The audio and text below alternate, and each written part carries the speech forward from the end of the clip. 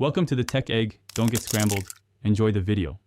In this video, I will show you how to verify your Trust Wallet account. First, download the official Trust Wallet app from your device's app store.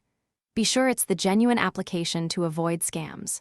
Once installed, you'll either create a new wallet or import an existing one using your 12-word recovery phrase. Immediately set a strong passcode or enable biometric security like fingerprint or Face ID for quick access and protection. Your recovery phrase is the master key to your funds. It's crucial to write down all 12 words precisely and in the correct sequence. Store this phrase offline, perhaps in 2 or 3 separate, secure physical locations, away from prying eyes. Remember, anyone with your recovery phrase can access your assets, so never, ever share it with anyone, under any circumstances. To further enhance your wallet's security, enable transaction signing.